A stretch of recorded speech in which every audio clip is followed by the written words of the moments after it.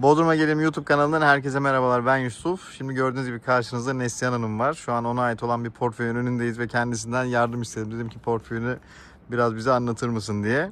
Şimdi sözü kendisine vermeden önce şu an Gündoğan Küçükbük bölgesindeyiz. Çok nezih, güzel, sessiz bir bölge. Şu an kış döneminde olduğumuz için birazcık inşaat çalışmaları sesleri geliyor ama bu sesler belki size gelmeyecektir. Yaz döneminde bu sesler kesinlikle olmuyor.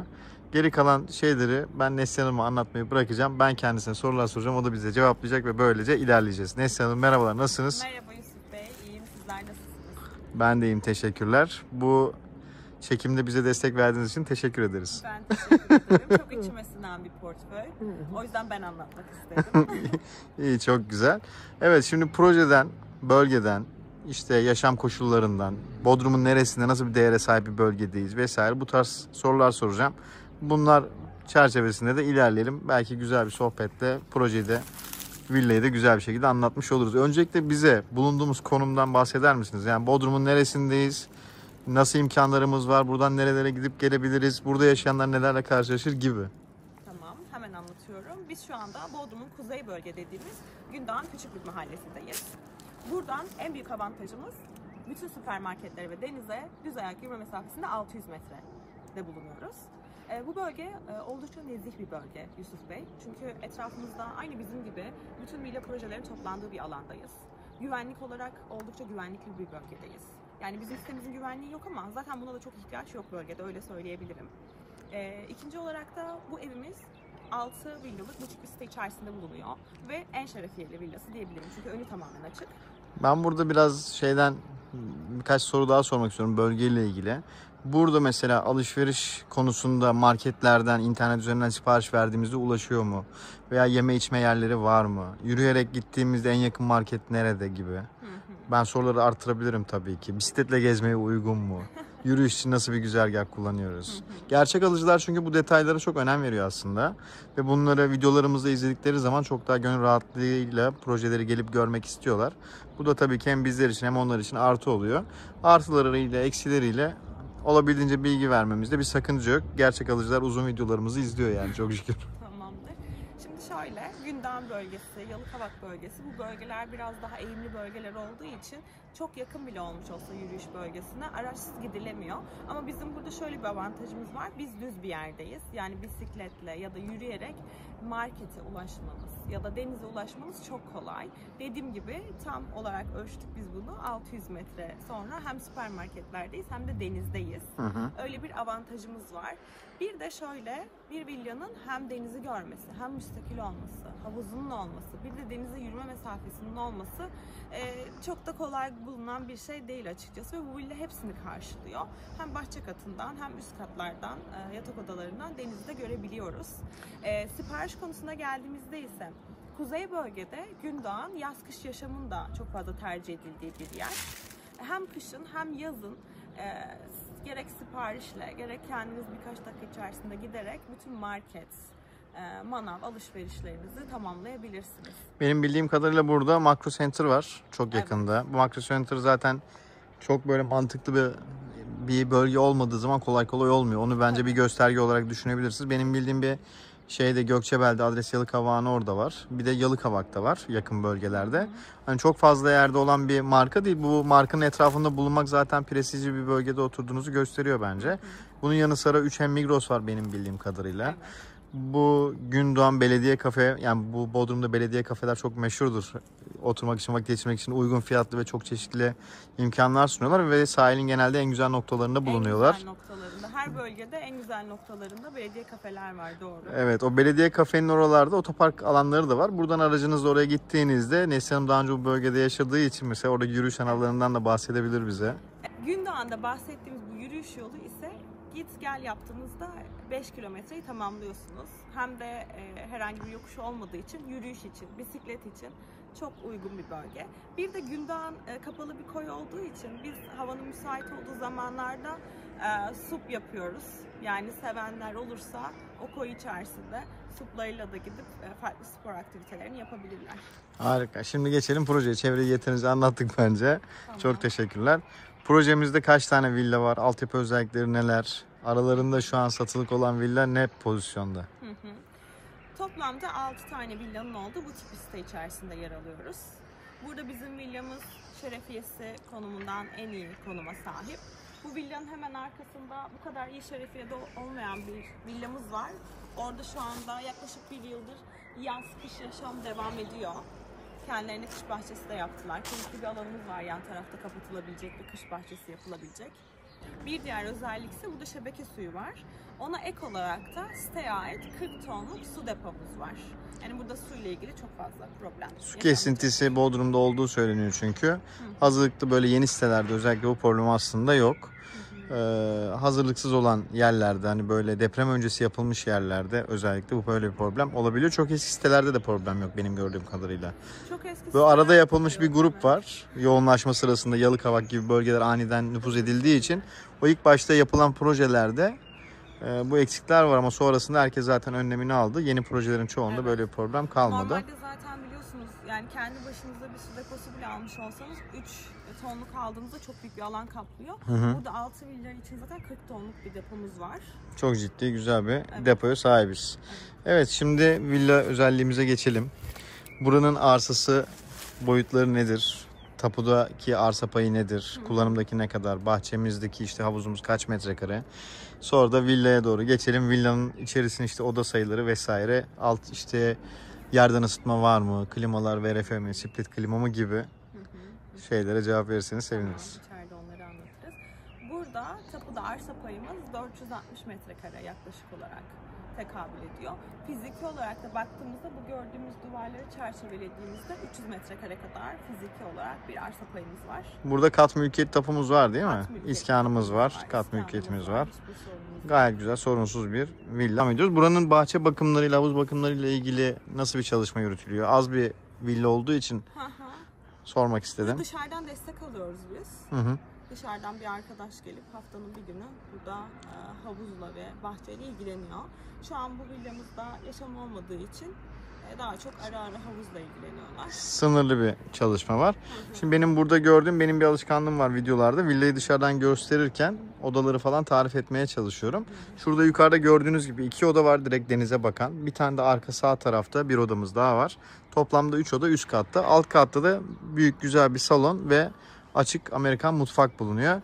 Böyle önümüzde bir teras alanımız mevcut. Burayı belki ahşap dek haline de getirebilirsiniz. Belki daha şık hale gelir. Bu dışında kullanılan taşlar hakkında bilginiz var mı? Güzelmiş rengi bayağı. Tamam. Şu yan tarafta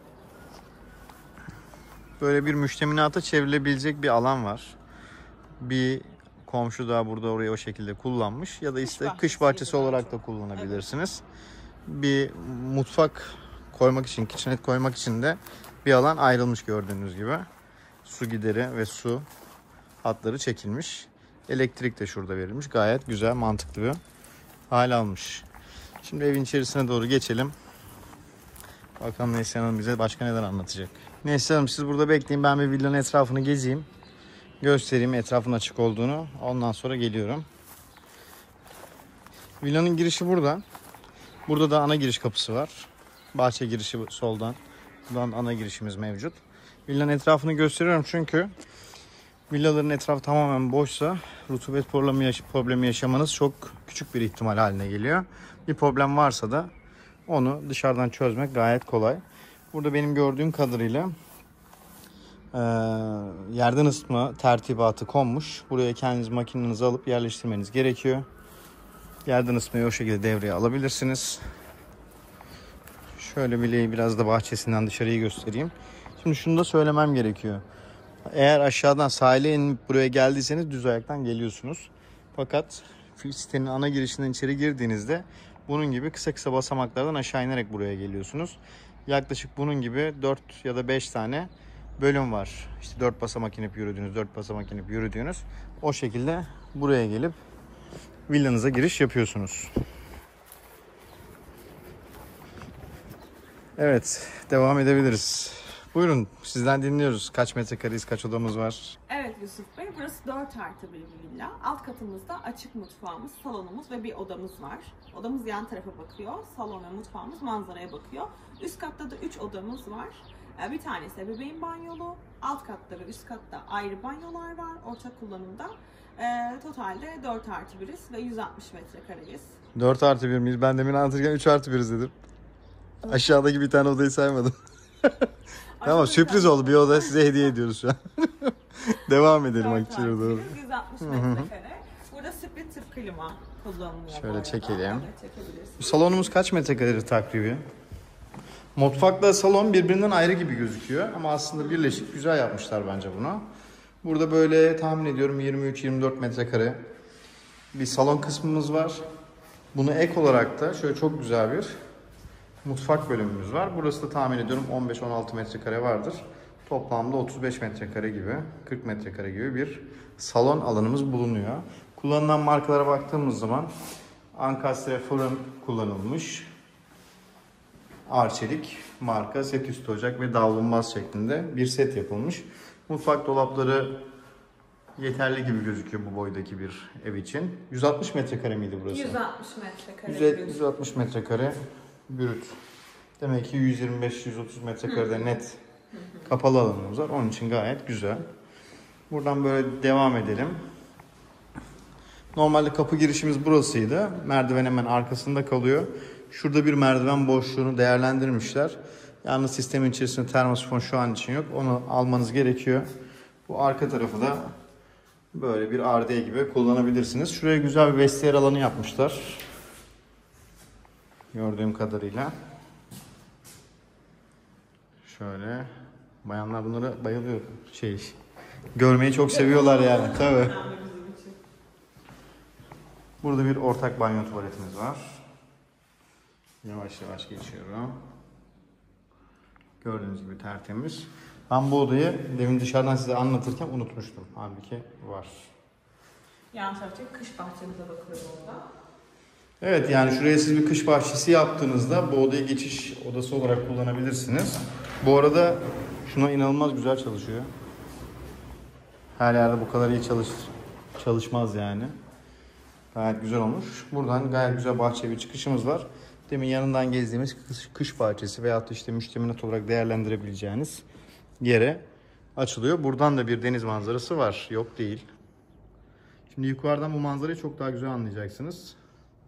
Bununla kıyaslamayın. Evet, buradan şimdi yukarı doğru devam ediyoruz. Şimdi salondan da deniz manzarasını keşfetmenizi istiyorum. Burada oturduğunuzda.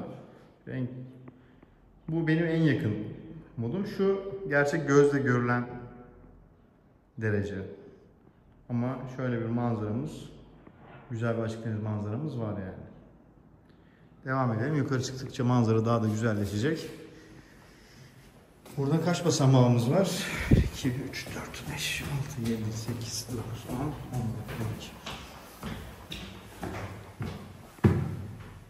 12. 20 basamak merdiven çıkıyoruz ve burada yan yana 3 tane oda var. 3 tane odanın bir tanesi, yani en büyük odası bu. Ve bu odanın içerisinde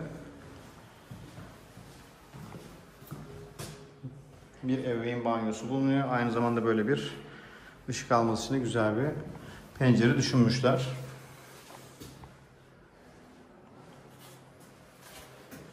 Evet, şimdi buranın manzarasına geçiyoruz.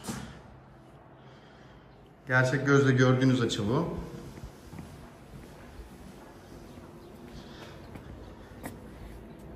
Böyle senin bizi beklemen de iyi oldu yani, ev halkından biri sanki balkonda şey yapıyor, biz de arkadan doğru geliyoruz gibi oldu. Aynen. Gördüğünüz gibi villanın etrafı açık, bunaltıcı bir ortam yok. Gayet güzel. Bizi görecek bir villa da çok fazla yok. Yani ben burada otururken beni görüyorlar diye rahatsız olacağım bir ortamı keşfedemedim şu an için. Ama bütün villaların sırtı bize dönük. Bir tek sağ tarafta şöyle bir villa var ama bunun önü çok açık olmadığı için bunun esasında yan tarafı daha çok kullanılan bir villa. Bunların da arkası bize dönük. Burası yan sitenin ortak havuzu. Şu da bize bakmıyor. Önümüz tamamen açık. İzolasyonu yüksek.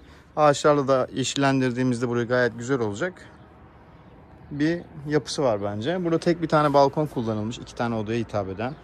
Ve geniş güzel bir teras. Buraya da bahçe mobilyaları konabilir. Gördüğünüz gibi. Split klimalar için yerler bırakılmış. Burada bir çamaşır bulaşık dolabı yapılması için bir alan bırakılmış. Hayır, bulaşık diyorum. Çamaşır kurutma makinesi için bir alan bırakılmış. Buraya dolap yaptırmanız gerekiyor. Burada solda bir ortak banyo tuvalet var. Aşağıdakinin aynısı. Bu da yana bakan odamız. Şimdi bir oda daha göstereceğim manzaralı. Burası da yaklaşık 12-13 metrekare gibi geldi bana.